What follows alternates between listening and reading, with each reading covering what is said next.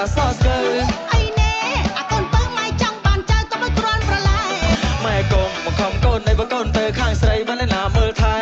ណាមួយកូនក៏មិនសូវស្អាតហើយក៏មិនសូវឆ្លាតទៅណាចង់ក្បែរតែជាបរោះសូព្រាផ្សាកិនតែធ្វើកម្មមិនដែលកិនរឿងស្នេហ៍ខ្ញុំមិនសូត្រមិនសូវមាត់កគ្រាន់តែកិនក៏ភ័យខ្លាចអត់ប្រាំងខែ JX បកែទាំងអស់ជៀនឆាស្ងោជ្រក់លៀងចានបបផ្ទះប្រពន្ធខ្ញុំតតែបកែជាមជូជៀនយកកកោស្ងោមរះបើប្រពន្ធដែលរៀងកទឿរឺបកែតវ៉ាចង់តែឈ្នះអូនទឿ Yo what's up អ្នកនរគ្នាសូមមកកាន់បច្ចុប្បន្នភាពនៃ Channel Arasi Reaction ផងដែរឥឡូវនេះយើងមក reaction ទៅលើវគ្គពាក់កណ្ដាលប្រាច់ប្រវត្តិនៃកម្មវិធី The Next Level Rap Star នោះគឺ Legend Round ហើយនេះជាសប្តាហ៍ទី2នៃវគ្គពាក់កណ្ដាលប្រាច់ប្រវត្តិនៃ Legend Round អញ្ចឹងបេក្ខជនមុនគេគឺ JX ចឹងដឹងថា JX perform នៅក្នុងសប្តាហ៍នេះជាសប្តាហ៍ពាក់កណ្ដាលប្រាច់ប្រវត្តិចឹងដឹងថាលយដល់កម្រិតណាចូលទៅតាមដានការ reaction ទាំងអស់គ្នាមុននឹងចូលទៅតាមដានការ reaction កុំភ្លេច like share subscribe ឬក៏ follow platform social media របស់ខ្ញុំទាំងអស់ផង Let's start ជាមួយស្បែកជើងផ្ទាត់និងអាវដែលខ្លួនគិតថាស្អាតបំផុតនៅក្នុងទូ So hard to make it here ការស្លៀកពាក់មួយរៀល កំឡុងចាក់ JX បើកអង្រួនឆាក The Next Level Rap Star តាំងពីជំហានដំបូងនៃវគ្គ audition នេះជាវគ្គ audition ធ្វើឲ្យក៏បាននៅទៅមានផលប្រយោជន៍កំណត់ផងពីនៅសយព្រោះនោះដែរឆានធ្វើឲ្យក៏បាននៅមកលៀនទេឥឡូវមិនរៀលទេ អូខេជាវគ្គ audition នេះគឺជាសប្តាហ៍ Legend Round ហើយបេក្ខជនឡើងមួយគឺគេនឹង show នៅវគ្គពីវគ្គ1ពីមួយវគ្គទៅមួយវគ្គនៅក្នុងរបស់បេក្ខជនមួយដែលត្រូវ perform នៅក្នុង Legend Round ហើយញរងចាក់ចេញមកប្រឡង rapper មកពីឆ្ងាយខ្ញុំតែព្រោះចង់ធ្វើឃើញខ្ញុំវិញសំពីគេដាក់ទំនេរងត់ឈោខំប្រឹងបន់ឲ្យខ្ញុំរលាចៃដនខ្ញុំខ្លាយជា rapper ជីវិតខ្ញុំមិនដែលធ្លាប់ស្លុកជាក្មេងរើកំប៉ុងនៅក្នុងប្រឡងដំណើរនៃការប្រកួតនៅក្នុងវគ្គ collaboration JX បានធ្វើឲ្យ Captain ស្រក់ទឹកភ្នែកហើយខ្លួនឃ្លានៃការស្រែកជើងរបស់ JX បានធ្វើឲ្យបេក្ខជនរូបនេះនិងក្រុមរបស់គាត់ជាប់នៅជ័យលាភី Best Pair វគ្គ ខ្មែរ Next គ្រប់គ្នាបានភ្ញាក់ផ្អើលជាថ្មីម្ដងទៀតជាមួយនឹងប្រធានបទស្រូវដែលលើកកម្ពស់តម្លៃអង្គរនិងកសិករនេះជាវគ្គខ្មែរ Next ហើយខ្មែរ Next គឺប្រធានបទរបស់ JX គាត់លើកពីអង្គរឬក៏បាយស្រូវហ្នឹងហើយខ្ញុំបាន reaction ទៅលើ bot មួយនេះដែរប៉ុន្តែខ្ញុំមានអារម្មណ៍ថាអ្វីដែលខ្ញុំបានបញ្ចេញអារម្មណ៍នៅក្នុងការ reaction មួយ bot ហ្នឹងវាដូចជាអត់សូវជាក្បោះក្បាយខ្ញុំនិយាយតែពី beat និយាយតែពីអត្ថន័យប៉ុន្តែអ្វីដែលយើងត្រូវលើកឡើងយើងត្រូវនិយាយអំពីប្រធានបទរបស់គាត់គឺយើងអត់បាននិយាយអត់និយាយបាននិយាយក្បោះក្បាយពេលហ្នឹងខ្ញុំពិតជាសោកស្ដាយមែនតើហើយខ្ញុំគិតថាខ្ញុំនឹងធ្វើវីដេអូនិយាយអំពីប្រធានបទនេះសារឡើងវិញតែយើងបានធ្វើហើយអញ្ចឹងអ្វីដែលយើងគិតយើងសុខចិត្តទុកនៅក្នុងអារម្មណ៍របស់យើងពីព្រោះថាវាបានកន្លងផុតទៅហើយអញ្ចឹងវាមិនអាចទៅធ្វើអ្វីដែលជាច្រំដែរបានទេមានស្រែមានស្រូវព្រោះការសេកតែបច្ចុប្បន្ននេះធ្វើឲ្យបេក្ខជនរូបនេះបានជាប់ជ័យលាភី The Best Song និង The Best Performance ធ្វើឲ្យបងស្គាល់រសជាតិស្នេហ៍មកដល់វគ្គ International យើងបានឃើញអំពីទម្រង់ថ្មីរបស់ JX ជាមួយនឹងចម្រៀងស្នេហាស្នាមថើបដំបូងយេមែនមក kiss ហ្នឹងហើយអាកន្លែងបេក្ខជនទាំងអស់គាត់លោតលក្ខណៈថា excited ភ្ញាក់ផ្អើលខ្លាំងមែនតើនៅពេលដែលគេយកទៅលេងនៅក្នុង TikTok កាត់ជា meme កាត់ជា sticker សែនហូយខ្លាំងមែនតើឲ្យបងស្គាល់រសជាតិស្នេហ៍ដែលមួយបទនេះបានធ្វើឲ្យគាត់ឆ្លងមកកាន់វគ្គពាក្យកណ្ដាលផ្ដាច់ព្រាត់អ្នកនេះយើយ៉ាងក្រក់ពីយើង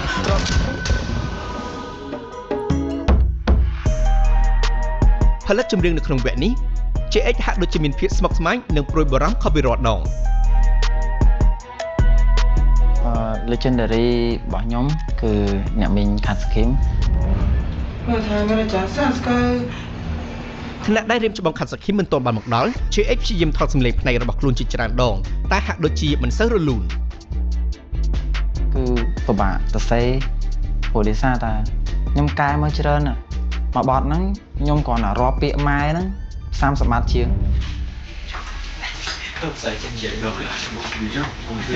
ជួបជាមួយនឹងសិល្បៈកោះរឹងច្បងវ៉ាវ GH គាត់ featuring ជាមួយអ្នកនាងKat Skim ហើយ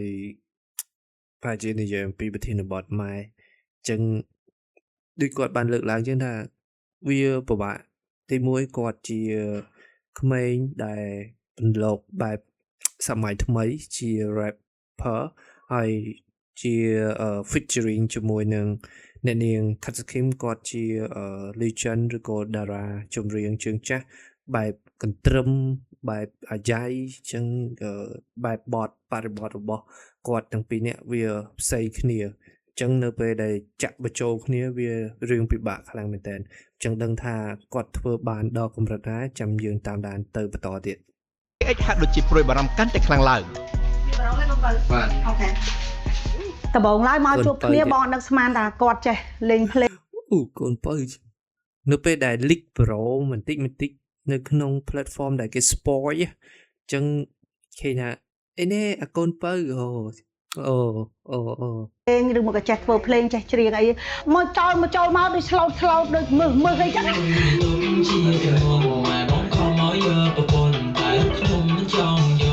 យ៉ាដល់ពេលចាញ់ភ្លេងចេញអីមក rap អីហ្នឹងអីយ៉ាដូចតំណងរបស់គេដូចល្អចាខ្ញុំមានអារម្មណ៍ថាការងាររបស់គាត់យើងមិនអាចបានស្មានសម្បកក្រៅបានទេចាំឲ្យចាត់ការឲ្យហើយត្រៀមតែខ្លួនការយើងវាចេះអិចផ្កាយខាងអៀនហ្មង ហើយស្រួលធ្វើការមួយគាត់តែខ្ញុំជួបមិញរបស់ខ្ញុំគិតថាគាត់កាច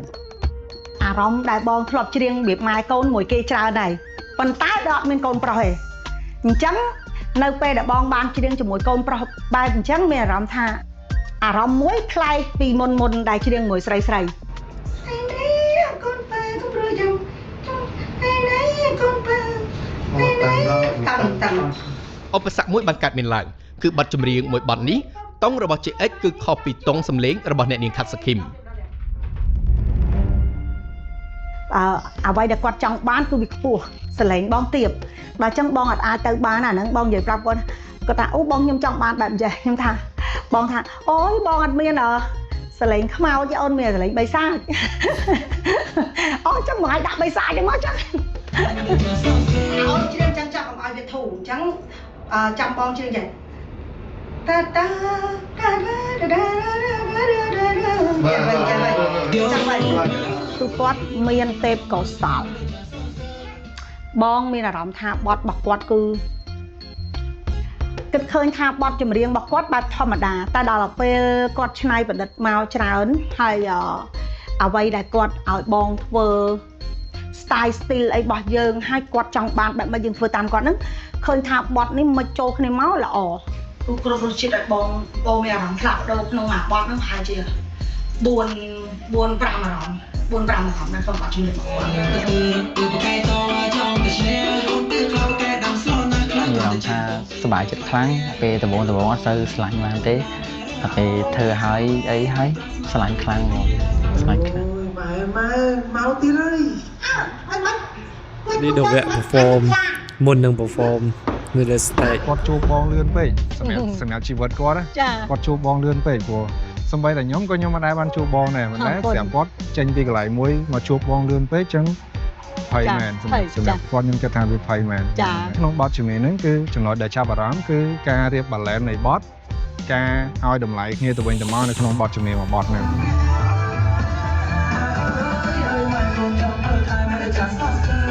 ខ្ញុំបានរៀនសូត្រពីអ្នកមីងបានច្រើនគូសំគាត់ដោយសារតែគាត់ចេះទាំងភ្លេងហើយគាត់បានជួយសង្គមច្រើនហើយគាត់បានប្រាប់ខ្ញុំពីការច្រៀងនៅធូនខ្ពស់ដែរ ខ្ញុំនៅតែនិយាយឲ្យតម្លៃទៅអ្នកដែលច្រៀងក៏ដូចជា rap ហ្នឹងច្បាស់ប្រូយបងនៅតែឲ្យតម្លៃដល់សារអីអាមួយម៉ាត់ដែលគាត់និយាយយើងចង់ដឹងដែរគាត់និយាយពីអីមែនទេនៅពេលដែលបន្លំអាកន្លែងហ្នឹងតាន់បន្តិចក៏យើងស្ដាប់អត់សូវព្រោះដែរអត់ល្អអត់យល់អត្ថន័យបានន័យថាអត់កើត JH ចាយើងសមត្ថភាពយើងមានហើយក៏ប៉ុន្តែអ្វីដែលសំខាន់គឺសោភ័ណភាពចាអាសោភ័ណភាពហ្នឹងរាប់តាំងពីអីខ្លះទឹកមុខសក់សម្លៀកបំពាក់ការតុបតែងខ្លួនដំណើរភាពជឿ នេះបានហៅថា legend ជាតារាចម្រៀងជើងចាស់អញ្ចឹងគាត់ មានបទពិសោធន៍ច្រើនហើយគាត់បានវងវឹកវងហាត់ទៅលើក្មេងៗចំនួនក្រោយជាច្រើនដួងជាច្រើនរូបផងដែរហើយគាត់មើលឃើញថាជាគាត់នៅមានចន្លោះខ្វះខាតទៅលើកាយវិការទៅលើទឹកមុខអីមួយចំនួនដែលគាត់អាចណែនាំជារៀមច្បងឬក៏ជា legend របស់គាត់ដែលអាចបង្ហាញទៅលើ GX ឲ្យគាត់កាន់តែមានការអភិវឌ្ឍទៅល្អខ្លាំង ជាហើយលេងរឹកនៅពេលដែលយើងច្រៀង ខ្ញុំមើលឃើញដូចគ្នាដែរពី JX ព្រោះថាគាត់អត់ជាមនុស្សម្នាក់ដែលថ្មីនៅក្នុងវិស័យមួយនេះអញ្ចឹងក៏អត់យល់ថានៅខាងក្រៅគេធ្វើមិន បាទជួបជាមួយនរណាគេយើងគួរធ្វើបែបម៉េចពេលយើងសម្ដែងយើងធ្វើបែបម៉េចនៅខាងក្រៅយើងរស់ជីវិតយើងប្រចាំថ្ងៃវាអត់អីទេប៉ុន្តែនៅមុខមហាជនគឺយើងត្រូវតែមានខ្លះគឺខ្ញុំគិតថា performance មួយហ្នឹងគឺអត់ខ្ចោះសម្រាប់ខ្ញុំបើខ្ញុំធ្វើបានអត់ខ្ចោះទៀតត្រូវតែលើអត់ខ្ចោះទៀតអញ្ចឹងខ្ញុំរំពឹងលើ performance ហ្នឹងខ្លាំងជាងបទច្រៀងរបស់ខ្ញុំទៀត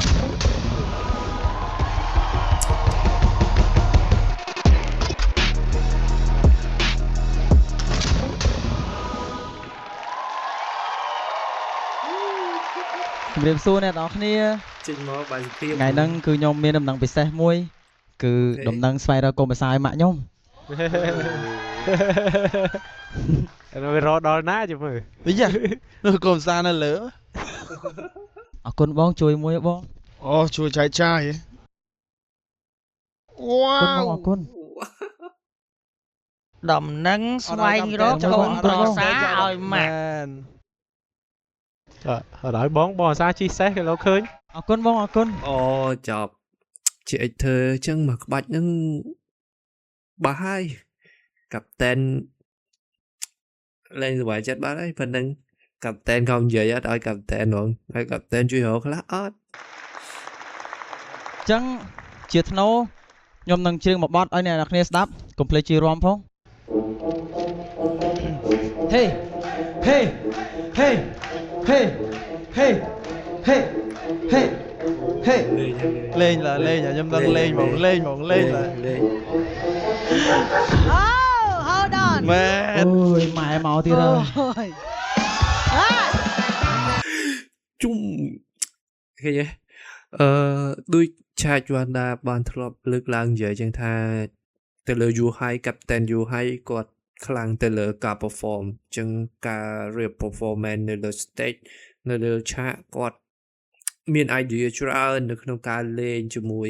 stage ចឹងគាត់គ្រាន់តែងាកមកគាត់ថាចឹងមែនឃើញការ perform គឺចឹង ពងរម៉ែពងហ្នឹងពងចាយចាយម៉ែពងចាយចាយពងចាយចាយម៉ែអើយរាល់ថ្ងៃខ្ញុំមានទុកជាទំងន់ម៉ែបងខំមកយើប្រពន្ធតែរូបខ្ញុំមិនចង់យកគាត់ខំរើកមិនភូមិទៅមិនភូមិដល់ខែតាដំបងត្រញោមតែរូបខ្ញុំមិនចង់យកម៉ែអើយអើយម៉ែកូនចង់មើលថែមិនได้ចាសស្កើអីណែអាកូនពៅម៉ៃចង់បានចៅទៅគ្រាន់ប្រឡែ អូយកន្លែងនេះគឺចូលគ្នាល្អខ្លាំងមែនតើស្ដាប់ទៅវាចាក់ទៅជាខ្លាំងមែនតើគ្រាន់ថា JX គាត់ជាមួយនឹង flow របស់គាត់យើងដឹងហើយចំពោះ JX គឺគាត់ខ្លាំងជាមួយនឹង flow ជាមួយនឹងការ rap អត់មានទៅលើការបែកសលេងអីទេគឺសំឡេងគាត់មកធូនជាគាត់តែម្ដងនៅពេលដែល mixing ចូលជាមួយនឹងអ្នកនាង Katsukim ទៀតធ្វើឲ្យរសជាតិបែបយុវវ័យជាមួយនឹងបែបជាងចាស់ ម៉ែអើយអើយម៉ែប៉ុន្តែគូស្នេហ៍កូននៅណាទៅ ទៅពិបាកពេកកូនទៅកុំព្រៃម៉ែនេះចាំជួយកូនឯង គាត់តែងវាយខ្ញុំនៅបាភូមិខ្ញុំចង់តែយំព្រោះគាត់បង្ខំខ្ញុំអង្វរឡើងឲ្យពូមាត់គាត់កាន់រំពាត់ត្រៀមទងវត្តខ្ញុំថាម៉ែអើយនឹងកូនផងលុយក៏ជាពាក់គុណក៏មិនតន់សងគាត់មកស្មាហើយឆ្លើយតបថាថ្ងៃឯងរៀមការកិនគូកាត់កងម៉ែកុំបង្ខំកូននៃបើកូនទៅខាងស្រីបានណាមើលថែណាមួយកូនក៏មិនសូវស្អាតហើយក៏មិនសូវឆ្លាតទៅណាចង់ក្បែរតែជាបរិសុទ្ធភាពព្រៀបសារកិនតែធ្វើកម្មមិនដែលកិនរឿងស្នេហ៍ខ្ញុំមិនស្លូតមិនសូវមាត់ក៏គ្រាន់តែកិនក៏ភ័យខ្លាចអត់ប្រាំងខែ JX បកែទាំងអស់ជៀនឆាស្ងោជ្រក់លៀងចានបុកផ្ទះប្រពន្ធខ្ញុំតតែបកែជាមកជួជៀនយកកកោស្ងោមរះបើប្រពន្ធដែលរៀងកទឿរឺបកែតវ៉ាចង់តែឈ្នះអូន បាទរសជាតិនៅក្នុងនេះគឺមកទាំងអស់រើសប្រពន្ធនេះគឺរើសមែនតើបាទ GX តើចេះធ្វើសឡូកូស្ងោម្រេះអីហើយបើរើសនាងអូនទឿអើយប៊ូលីមួយអូនទឿណាគេអូនទឿខ្លះប៊ូលីមួយ ជាពងទាក៏ខ្លោចផ្ទះ ណែលោកកូននេះប្រាប់បុនណាម៉ែរើឲ្យសំវែងប្រស្មាកូនអ្នកផ្សារនៅចិត្តបងកាយបើសិនជាឯងមិនយកថ្ងៃមកឯងច្បាស់ជាស្ដាយក្រោយកុំនៅ single យូរពេកកំឡោះក្នុងភូមិគេកាអស់ហើយបើសិនជាកូនមានគូច្បាស់ជាលែងខ្លាចពេលដាច់ផ្លូវពេលដែលឆ្កែលូកូននឹងឈប់ខ្លាចខ្មោចទាញជើងម៉ែខំដើររកសរសៃដាច់គេនៅក្នុងភូមិយើងមិនងាយរកទេម៉ែต้องរំតែរកឃើញណែកូនទៅតើកូនចង់នៅព្រៅដល់ណា ម៉ែអើយម៉ែចង់ចូលឆ្នាំខ្មែរចង់កូននេះកិនគូ អីយូយអាកូនទៅយកប្រពន្ធទៅក្រៃរកស៊ីធូ ម៉ែអើយម៉ែប៉ុន្មានខែទៀតមានយូរឯណា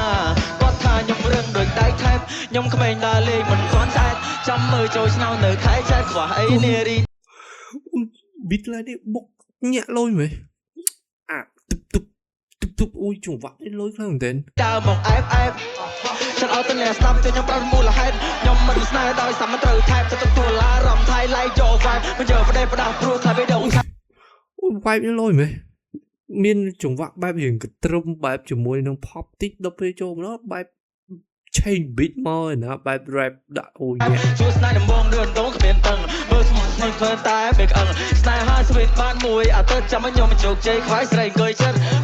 បានរោក្រៅធ្លាក់កលោកកាំងដូចចោស្នុបបាត់ can't stop me ខ្ញុំធ្វើការតាំងពីយប់ទល់ព្រឹកសឹងផ្លេចបាយទៅតម្រាំដល់ទីនេះពួកអើយទល់ជាដូចផុកតាំងពីចាស់តសុកឃើញក៏តែផឹកស៊ីសើទៅទឹកវាដេកចំទឹកអត់មានគ្នាផឹកឬក៏អស់ម៉ានេះអាកូន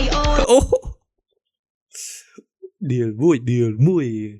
ផ្កាយផឹកតាំងពីសុកដល់អាទិត្យអីតាំងពីច័ន្ទដល់អាទិត្យឯងដល់ពេលហើយអង្គុយធ្វើមុខស្ពឹកប្រហែលអស់ម៉ានីកូន ណោម៉ែដឹងថាកូនម៉ែជាតារាប៉ុន្តែម៉ែចង់បានកូនប្រសើរឆាប់រៀបការទៅណាកូនអើយ ម៉ែអើយម៉ែកូនចង់មើលថែមិនได้ចាស់សស្កើអីណែអាកូនពៅម៉ែចង់បានចៅក៏មិនគ្រាន់ប្រឡែ ម៉ែអើយម៉ែប៉ុន្តែគូស្នេហ៍កូននៅឯណាទៅ កុំពិបាកពេកកូនពៅកុំព្រួយម៉ែនេះចាំជួយខ្លួនឯង អូហេជើហេហេហេហេហេហេហេហេហេហេហេហេ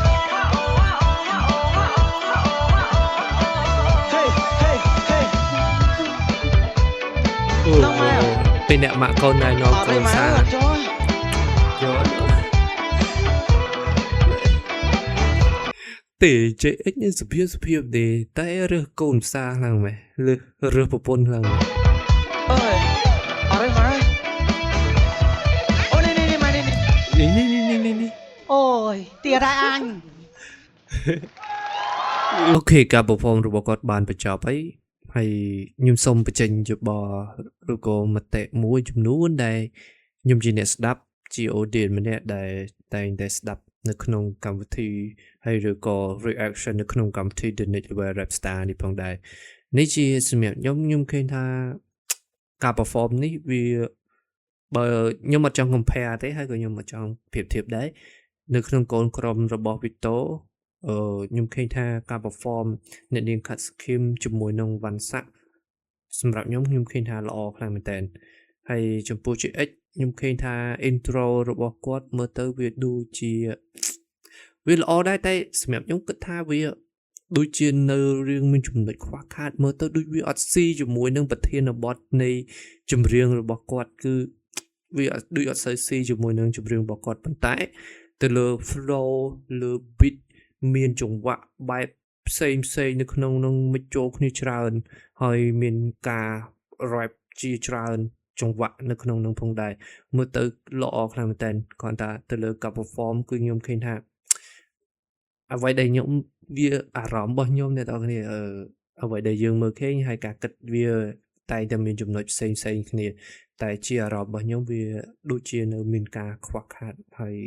នៅស្ទើរមិនមែនថាខ្ញុំនឹងជាអ្នកចេះដឹងទេតែអ្វីដែលខ្ញុំមើលគឺ នេះជាការគិតនៃគំនិតរបស់ខ្ញុំសម្រាប់ការ reaction ទៅលើការ perform មួយនេះអញ្ចឹងសង្ឃឹមថាអ្នកទាំងអស់គ្នាយល់យ៉ាងណាហើយកុំភ្លេច comment នៅក្រោមវីដេអូរបស់ខ្ញុំឃើញវីដេអូនេះនៅលើ platform មួយណាកុំភ្លេចជួយ comment ម្នាក់មួយបងអញ្ចឹងសង្ឃឹមថាអ្នកទាំងអស់គ្នាបានបញ្ចេញយោបល់ហើយ enjoy នៃការ reaction របស់ខ្ញុំកុំភ្លេច comment ជា